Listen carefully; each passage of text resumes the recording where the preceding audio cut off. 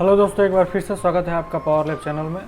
आज की इस वीडियो में हम देखने वाले हैं कि एक साइन वेव पीसीबी में, ये सामने आपके जो पीसीबी है ये या कोई भी साइन वेव इन्वर्टर हो, उसमें लोड करंट, ओवरलोड और चार्जिंग करंट कैसे मॉनिटर होती है, उसके लिए हम कौन सी आईसी, कौन सी सर्किटरी यूज करते हैं, वो कैसे काम करता है। तो हमारे सामने एक पीसीबी है। इस पीसीबी का रिव्यू मैंने अपने चैनल पर किया हुआ है। यदि आपने उसको नहीं देखा है तो आप प्लेलिस्ट में जाके उस वीडियो को देख सकते हैं। तो चलिए शुरू करते हैं। हम इसको डिटेल्ड सर्किट के माध्यम से समझेंगे। यहाँ पे आप देख रहे हैं ये है माइक्रो कंट्रोलर, और यहाँ पे इसके अलावा 3 आईसी लगी हुई हैं। ये पहली आईसी जो है ये मॉसफेट ड्राइवर है। ये बीच वाली आईसी जो है ये ऑपरेशनल एम्पलीफायर आईसी LM324 है, और दोबारा से ये आईसी जो लगी हुई है ये मॉसफेट ड्राइवर है। हम देखने वाले हैं ये LM324 ये कैसे काम करती है। बेसिकली इसी का मेन रोल होता है load current, overload, charge current monitor में। समझते हैं इस शंट रेजिस्टेंस का क्या काम होता है। यहाँ पे देखिए 2 पैरेलल रेजिस्टेंस लगे हुए हैं। सोर्स सारे मॉसफेट के लोअर साइड के यहाँ कनेक्टेड होते हैं। यहाँ से ये 2 रेजिस्टेंस लगे हुए हैं, करंट ऐसे जाती है और फिर फ्यूज से होते हुए बैटरी के नेगेटिव टर्मिनल में चली जाती है।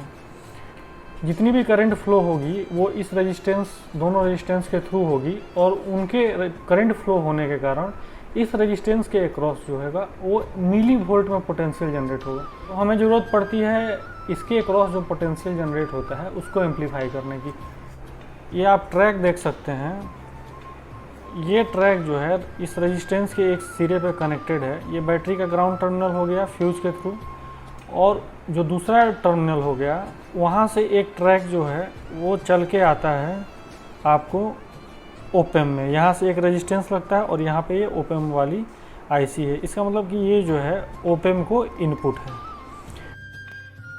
पीसीबी की किट पर मैंने जो आपको वो रेजिस्टेंस से आता हुआ ट्रैक दिखाया था वो ये पॉइंट है जिसको सेंस नाम दिया है मैंने। ये ट्रैक आके आप देखिए 8.2 किलो ओम का यहाँ पे एक रेजिस्टेंस है, जिसके थ्रू ये ओपेम के 3 नंबर के पिन पे LM324 में 4 ऑपरेशनल एम्पलीफायर होते हैं।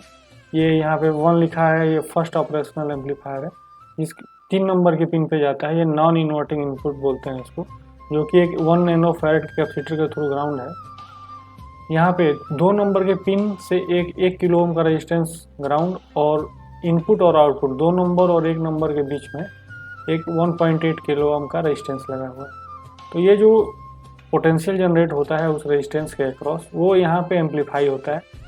BC547 ये जो आप ट्रांजिस्टर देख रहे हैं उसके बेस को इनपुट जाता है 1K के थ्रू, और दूसरा ये 20K एक कैपेसिटर, और यहाँ पे 470K से होता हुआ माइक्रो कंट्रोलर की पिन नंबर 4 पे जाता है। ये एक एनालॉग पिन है, तो एक पिन नंबर 4 को चला गया, और दूसरा यहाँ पे BC547 लगा के इसके कलेक्टर से पिन नंबर 21 को जाता है, जो कि माइक्रो कंट्रोलर में पिन नंबर 21 जो है वो एक्सटर्नल इंटरप्ट का पिन होता है। जब करंट एक पर्टिकुलर वैल्यू से ज़्यादा एक्सीड होती है, आउटपुट और पॉजिटिव होता जाता है और बढ़ता जाता है। और यहाँ पे आप देख सकते हैं एक पोटेंशियल डिवाइडर बायसिंग बनी है। यहाँ से ये बायसिंग यहाँ से आके ऐसे ग्राउंड हुई है। तो इस पिन पे यहाँ पे सेंटर जॉइंट पे भी पोटेंशियल बढ़ता जाता है, और जैसे ये 0.7 होगा, मान लीजिए कि ओवरलोड कंपनी ने 50 एम्पियर पे दिया है कि इतने से ज़्यादा ये किट ऑपरेट नहीं कर सकती, तो 50 एम्प जैसे ही होगा इस पिन पे 0.7 पोटेंशियल जनरेट हो जाएगा। और जैसे ही यहाँ पे 0.7 होगा, जो यहाँ पे ये पहले ट्रांजिस्टर काम नहीं कर रहा था, ऑफ था, तो यहाँ पे VCC मिल रहा था। लेकिन जैसे ये ट्रांजिस्टर कंडक्ट होगा ये यहाँ पे 5 वोल्ट का ड्रॉप हो जाएगा ये R11 में, और यहाँ पे पोटेंशियल 0 हो जाएगा। जैसे ही पोटेंशियल 0 होगा माइक्रो कंट्रोलर को एक्सटर्नल इंटरप्ट एक्टिवेट हो जाएगा, और वहाँ पे प्रोग्राम में लिखा होगा वही करंट जो है ओवरलोड की जो बाउंड्री है, लिमिट है, उससे एक्सीड हो गई है, तो वो बैकअप बंद कर देता है। ओवरलोड का ये इंडिकेटर जल जाएगा, आपका बजर जो है बजने लगेगा।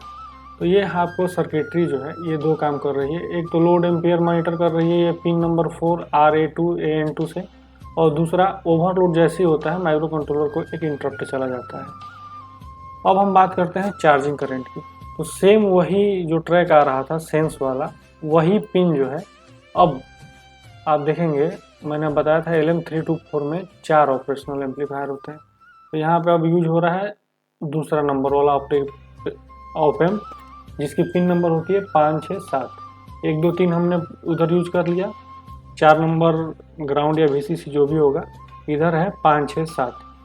तो सेंस वही ट्रैक और 8.2 किलो ओम के रेजिस्टेंस के थ्रू ये गया। इस बार देखिए ये निगेटिव इनपुट पे गया है, उसमें आप देखेंगे ये पॉजिटिव इनपुट पे गया था। ये